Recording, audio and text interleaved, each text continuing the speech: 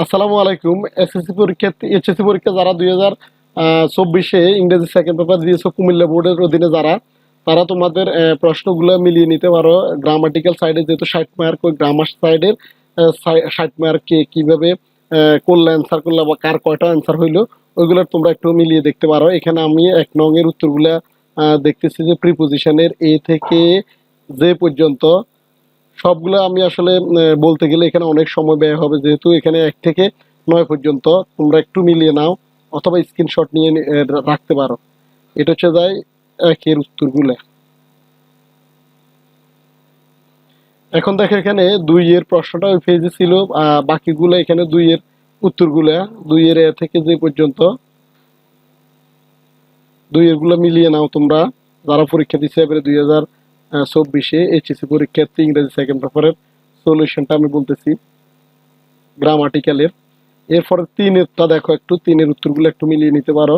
এখানে 3-এর গুলো আছে, এই যে এখানে এ থেকে যে পর্যন্ত সবগুলো হচ্ছে 3-এর। নেক্সট এরপরে দেখতে পারো সাইডের এ থেকে এন পর্যন্ত এ থেকে এন পর্যন্ত এগুলো একটু মিলিয়ে নাও তোমরা যারা কুমিল্লা বোর্ডের অধীনে যারা পরীক্ষা দিচ্ছে সকল শিক্ষার্থী। এখন দেখো এখানে 5 নং এর উত্তরগুলো আছে করা। এই যে 5 নং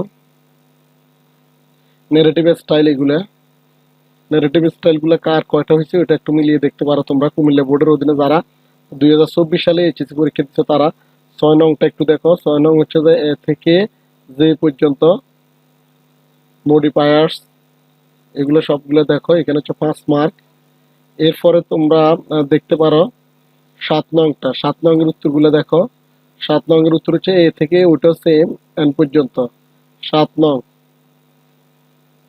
7 নং এর উত্তরগুলো দেখো এখানে সবগুলা যারা কুমিল্লা বোর্ডের অধীনে পরীক্ষা দিছ 2024 এইচএসসি বেস।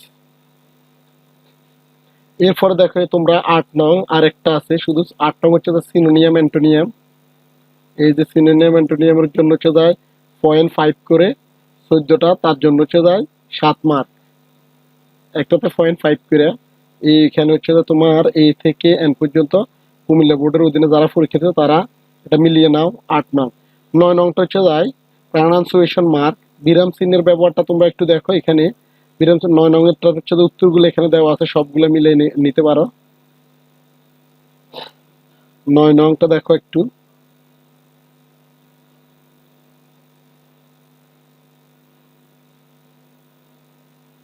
9 নংটা দেখলা তোমরা। তারপরে যাচ্ছে তোমাদের 10 নং এ যেটা, এটার জন্য হচ্ছে আমি একটা অলরেডি আমার সেকেন্ড পেপারের সাজেশনের মধ্যে যারা অ্যাপ্লিকেশন লিখতে পারবো না বা মুখস্থ করতে পারবো না তাদের জন্য একটা টেমপ্লেট দিয়ে রাখছি। ওই টেমপ্লেট থেকে আসলে সারা বাংলাদেশের 8টা বোর্ডের অধীনে, যেহেতু সিলেট বোর্ডটা স্থগিত, 8টা বোর্ডের অধীনে সবগুলাই ওই টেমপ্লেট থেকে পড়ছে। কুমিল্লা বোর্ডেও দেখতেছি এটা কমন পড়লো। আর হচ্ছে যায় 11-12 হচ্ছে প্যারাগ্রাফ। এই তো এই ছিল আজকের ভিডিও। দেখা হচ্ছে পরবর্তী আরেকটা ভিডিওতে। ততক্ষণ পর্যন্ত সবাই ভালো থাকো, সুস্থ থাকো। আল্লাহ হাফেজ। আসসালাম।